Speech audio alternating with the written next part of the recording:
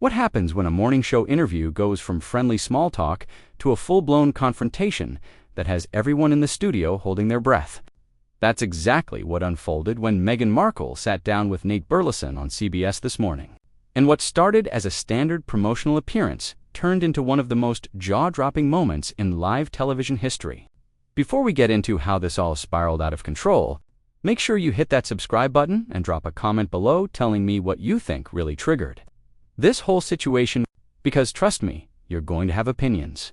Now let's get into what actually went down. The morning started like any other at CBS. The lights were bright, the cameras were rolling, and Nate Burleson was ready to conduct what was supposed to be a straightforward interview. Meghan had been booked to discuss her latest venture, some new project that was meant to generate positive headlines and remind everyone why she remains such a compelling figure in popular culture.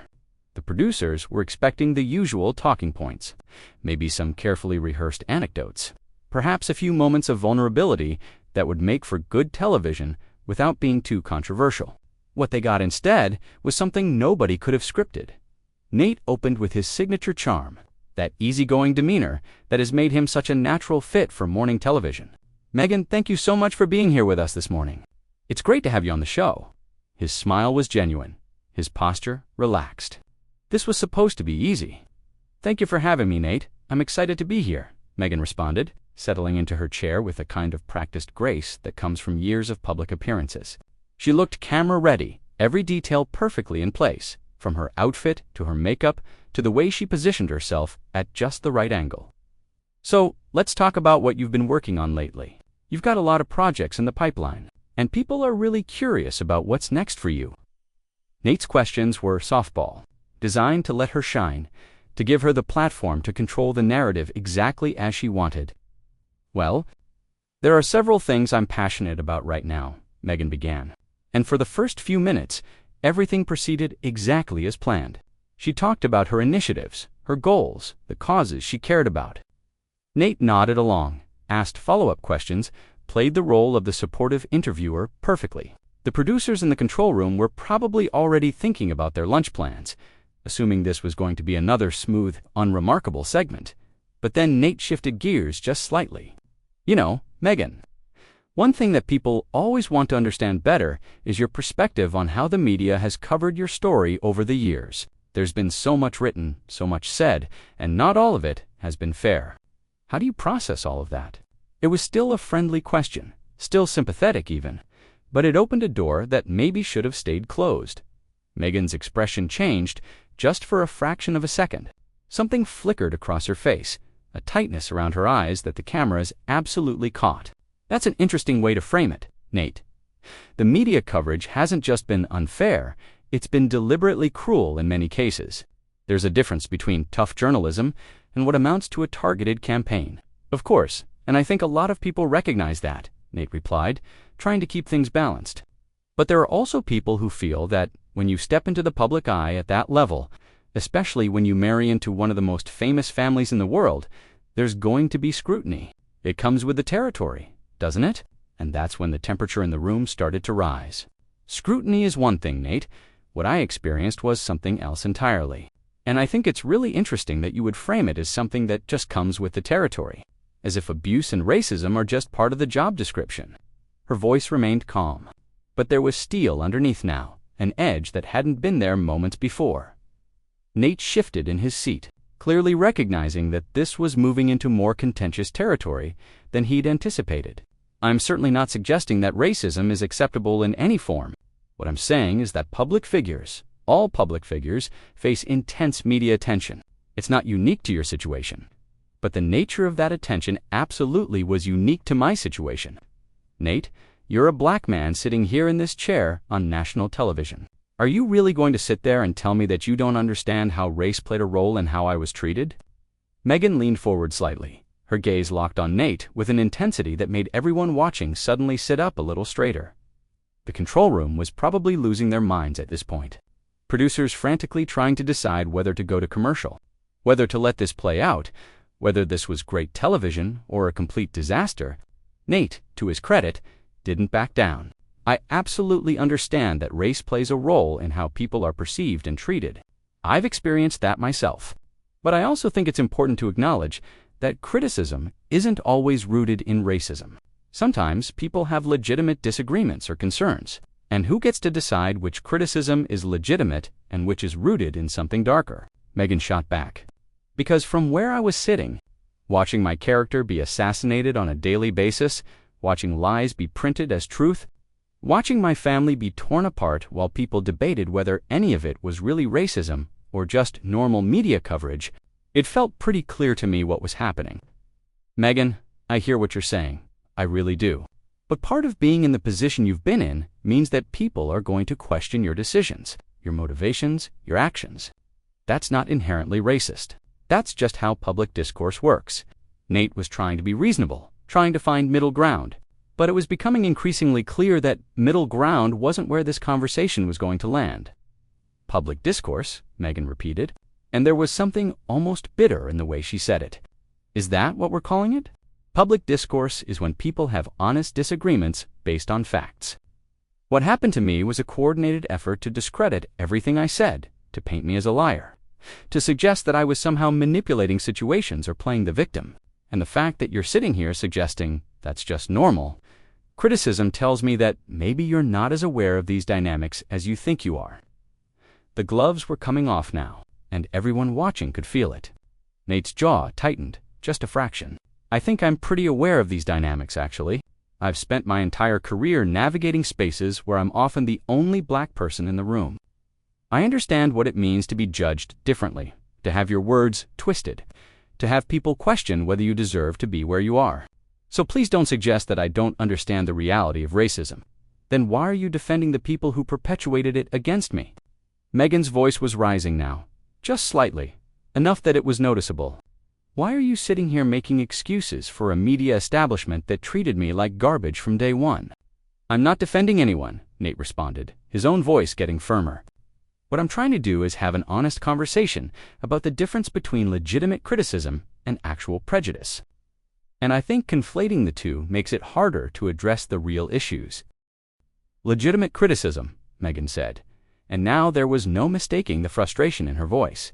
Let me ask you something, Nate. When I spoke about my mental health struggles, when I talked about having suicidal thoughts and not getting help, was the response I got legitimate criticism? When newspapers ran stories suggesting I was lying, when commentators questioned whether I was being dramatic, when people made jokes about it on social media, was that legitimate criticism or was that cruelty? Nate took a breath, clearly trying to keep his composure. What you went through with your mental health was serious, and anyone who made light of that was wrong. But Meghan, you have to understand that when you make claims on a global platform, people are going to react. Some of those reactions are going to be supportive, some are going to be skeptical. That's the nature of public conversation. Skeptical, Meghan repeated, shaking her head. You keep using these sanitized words to describe what was actually happening. I wasn't met with skepticism, Nate. I was met with hostility. I was called a liar before anyone even bothered to consider that what I was saying might be true. And the reason for that hostility, whether you want to acknowledge it or not, was because of who I am and where I came from. I think that's a simplification of a much more complex situation, Nate countered. Yes, race was absolutely a factor in some of the coverage. I'm not denying that, but there were also questions about timing, about the platform you chose to speak out, about the impact your words would have on people and institutions that others care deeply about. Those questions aren't inherently racist. So now we're worried about the impact on institutions. Meghan's eyes widened slightly. The institution that wouldn't protect me, the institution that I'm supposed to be concerned about even though it showed zero concern for my well-being, that's what you're defending right now. I'm not defending any institution, Nate said, his patience clearly wearing thin. What I'm trying to do is point out that this isn't as black and white as you're making it seem. People have complex feelings about these situations. They can sympathize with your struggles while also questioning some of your choices. That doesn't make them racist or cruel. But that's exactly the problem, Nate. The sympathy was conditional. It was always, we feel bad for you, but, or, that must have been hard, however. There was never just belief, never just support. It was always qualified, always tempered with doubt. And you know what? That is racism. That's exactly what racism looks like in polite society. It's the constant questioning, the refusal to take someone at their word, the assumption that they must be exaggerating or manipulating or seeking attention. The energy in the studio was electric now. Camera operators were glancing at each other. Producers were probably screaming into headsets. And Nate was sitting across from Meghan with an expression that had moved from friendly interviewer to someone who was genuinely engaged in a debate. He hadn't expected to be having Meghan. "I think you're conflating different things here. Yes, racism exists. Yes, it influenced some of the coverage you received. But not every question, not every doubt, not every criticism was rooted in racism. Some of it was people genuinely trying to understand a complicated situation. Some of it was people who had their own connections to the institutions you were talking about and felt conflicted. Human reactions are complex, and yet somehow other members of that family can make mistakes, can have scandals, can do things that are actually documented and proven, and they get sympathy, they get understanding. They get the benefit of complex human reactions. But when I speak my truth, suddenly everyone becomes a skeptic. Suddenly everyone needs evidence. Suddenly everyone is very concerned about being fair to all sides. Why do you think that is, Nate?" Nate leaned back in his chair, clearly trying to reset the conversation. "I think different situations generate different responses. I don't think it's productive to compare your experience to others, because every situation has its own context, its own history, its own set of circumstances. Of course, you don't think it's productive to compare, because if we actually compared how I was treated to how others in similar positions were treated, the disparity would be undeniable. The double standard would be right there for everyone to see. So instead, we're supposed to treat every situation as completely unique, which conveniently means we never have to acknowledge patterns of behavior. That's not what I'm saying at all. What I'm saying is that you're asking me to accept your narrative without question. And as a journalist, that's not something I can do. My job is to ask questions, to explore different perspectives, to try to get at some version of truth that accounts for multiple viewpoints. Your job," Meghan said slowly, "is to ask questions." "Fine, so let me ask you one. When you're interviewing people who have made far more questionable choices than I have, people who have actual scandals attached to their names, people who have hurt others in documented ways, do you interrogate their narratives this aggressively? Or is this level of skepticism something you reserve for people like me?" "People like you," Nate repeated. "And what does that mean exactly?" "You know exactly what it means," Meghan said, her voice quiet but intense. "It means women who speak up. It means people of color who refuse to stay silent. It means anyone who doesn't fit neatly into the box that society has built for them. Those are the people who get this treatment. Nate, those are the people whose stories get picked apart and questioned and doubted." "I treat every interview the same way," Nate insisted. "I ask tough questions because that's my responsibility. And honestly, Meghan, the fact that you're so defensive about being questioned at all tells me that maybe you're not as comfortable with scrutiny as you claim to be." The studio went very quiet for a moment. That last comment had landed differently, sharper than anything that had come before. Meghan's expression hardened, and when she spoke again, her voice was cold in a way it hadn't been even during the most heated parts of the exchange. "I'm defensive," she said. "I'm tired of having to justify my own experiences. I'm tired of being told that my pain isn't real enough, or valid enough, or pure enough. I'm tired of people like you, who should understand what this feels like, sitting there and playing devil's advocate as if my life is just an interesting debate topic for morning television. This isn't about playing devil's advocate," Nate said, and now his voice was rising to match hers. "This is about the fact that you came on this show expecting me to just nod along and agree with everything you say. And I'm not going to do that. I'm not going to treat you with kid gloves just because you've been through difficult things. Everyone's been through difficult things. That doesn't mean your perspective is the only valid one." "I never said my perspective was the only valid one," Meghan countered. "What I said was that my perspective deserves to be believed to be taken seriously, to be treated with the same respect that gets automatically extended to others. And the fact that you're comparing my specific experiences of racism and institutional cruelty to everyone's difficult things shows me exactly how little you actually understand about what I went through." "Don't tell me what I understand," Nate said sharply. "You don't have a monopoly on understanding discrimination or hardship or unfair treatment. And this whole conversation, this whole attitude of yours right now, this is exactly why some people have trouble connecting with your story. It's not because they're racist. It's because you come across as someone who believes they're above criticism, above question, above any kind of pushback whatsoever. Meghan stood up then, and the movement was so sudden that it clearly caught everyone off guard. "I think we're done here," she said, her voice shaking slightly, though whether from anger or hurt was impossible to tell. "I came here thinking I could have an actual conversation, but clearly that's not what this is." "Meghan, sit down," Nate said, gesturing to the chair. "We're in the middle of a segment." "No, we're not in the middle of a segment. We're in the middle of an ambush. This wasn't an interview, Nate. This was you trying to score points by tearing me down on live television." She was reaching for her microphone, starting to remove it, even as Nate was protesting. "Nobody's tearing you down," Nate said, his voice firm but controlled. "This is a conversation, and if you can't handle someone disagreeing with you, then maybe you're not ready to be having these conversations in public forums." Meghan stopped mid-motion, her hands still on the microphone, clipped to her collar. "Can't handle someone disagreeing with me? Nate, I've spent years having people disagree with me, attack me, lie about me, and I kept going. What I can't handle is sitting here listening to someone diminish my experiences while pretending to be objective. There's nothing objective about what you're doing right now."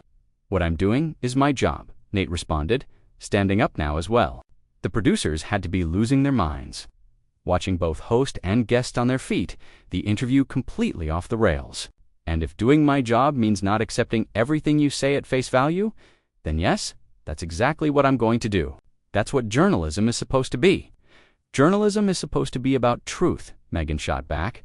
"And the truth is that you've spent this entire interview trying to find ways to discredit what I've been saying. You've questioned my motives, my perceptions, my right to feel the way I feel. You've done everything except actually listen to what I'm telling you." "I have listened," Nate insisted, his frustration evident now.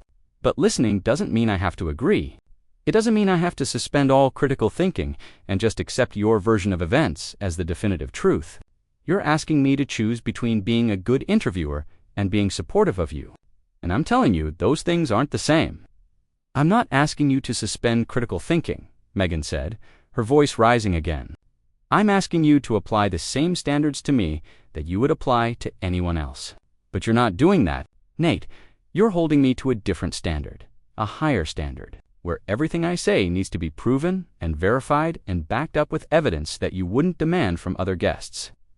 "That's absolutely not true," Nate countered. "I ask tough questions of everyone who sits in that chair. Politicians, celebrities, athletes, everyone. You're not special in that regard, and the fact that you think you should be is part of the problem." "The problem," Meghan repeated, and she actually laughed, though there was no humor in it. "The problem is that I expected basic human decency and instead got interrogated like I'm on trial. The problem is that I thought we could have a real conversation, and instead you turned this into a cross-examination. The problem is that you're so invested in proving that you're tough and unbiased that you can't see how biased you're actually being." Nate's eyebrows shot up. "That's rich, coming from someone who only seems capable of seeing things from one perspective, your own. Every question I've asked, you've interpreted as an attack. Every point I've raised, you've dismissed as either ignorance or malice. You're so wrapped up in being the victim that you can't even conceive of the possibility that maybe, just maybe, some of the criticism you've received was warranted." The word victim hung in the air between them like a bomb that had just been dropped. Meghan's face went through several expressions in rapid succession: shock, anger, and something that looked almost like betrayal. "Did you just call me a victim?" "I said you're acting like one," Nate clarified, though his tone suggested he knew he'd crossed a line and wasn't particularly interested in walking it back. "And honestly, Meghan, this whole interaction is proving my point. The moment someone challenges you, the moment someone doesn't immediately validate everything you're saying, you shut down. You get defensive. You accuse them of not understanding or not caring or being part of the problem. Because you are part of the problem. You're sitting here, a black man who should understand what it's like to be judged unfairly, to be held to different standards, to have your words twisted and your intentions questioned. And instead of showing solidarity, instead of recognizing what's happening, you're piling on. You're doing their work for them. Nate, you're giving cover to the very people who would tear both of us down if given the chance.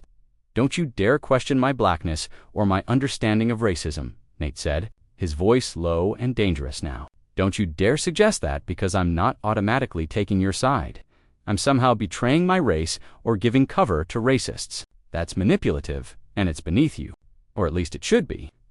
I'm not questioning your blackness, Meghan protested. I'm questioning your judgment. I'm questioning why you think the way to prove your journalistic integrity is by attacking someone who's already been through hell. I'm questioning why you're more concerned with appearing balanced than with actually being fair. Fair would be letting you say whatever you want without pushback. Nate asked. Fair would be just nodding along while you paint yourself as this perfect victim of circumstances beyond your control. That's not fair, Meghan. That's PR. And I'm not here to do PR for you or anyone else. Nobody's asking you to do PR, Meghan said, finally finishing the removal of her microphone and setting it down on the chair she'd been sitting in. But there's a difference between asking challenging questions and being hostile. There's a difference between journalism and harassment. And what you've been doing for the last however many minutes falls firmly into the latter category. If you think this is harassment, you have no idea what actual harassment looks like, Nate said, shaking his head. This is a conversation that got heated because we have fundamentally different views on what happened to you and why. That's not harassment. That's disagreement. And the fact that you're trying to frame it as something more sinister is exactly the kind of thing that makes people question your credibility.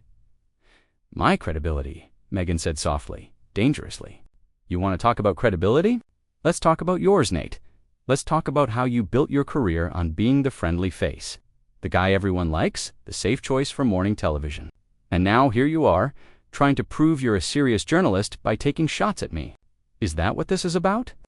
Are you trying to show everyone that you're not just a nice guy, that you can be tough too? Because if that's what's happening here, congratulations.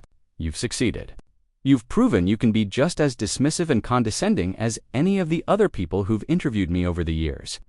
The accusation clearly stung. Nate's jaw clenched, and for a moment it looked like he might really lose his composure entirely. You don't know anything about my career or my motivations. And this, right here, this is you trying to make this about me instead of addressing the actual substance of what we've been discussing. You're deflecting because you don't have good answers to the questions I've raised. I don't have good answers. Meghan's voice was incredulous now. Nate, I've answered every single question you've thrown at me. The problem is, you don't like my answers. You want me to admit that I was wrong, that I misunderstood things, that maybe the racism I experienced wasn't really racism at all. You want me to make this easier for everyone by backing down, by softening my stance, by being more palatable, and I'm not going to do that. Not for you, not for this network, not for anyone. Nobody's asking you to back down from the truth, Nate said. What I'm asking is for you to acknowledge that your truth isn't the only truth. That other people involved in these situations have their own perspectives, their own experiences, their own truths. And that maybe, just maybe, the reality is more complicated than the story you've been telling. The story I've been telling is my life, Nate. It's what I lived through. And you're sitting here telling me that I need to consider other perspectives on my own life, on my own experiences, on things that happened to me? Do you understand how insulting that is?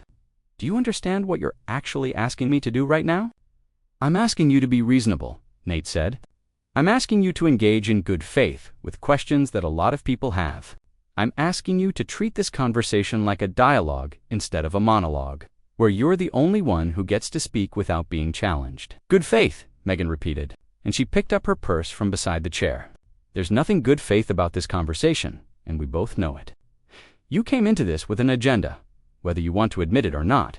And I'm not going to sit here and participate in my own character assassination. You're really going to walk off? Nate asked, and there was something almost challenging in his tone.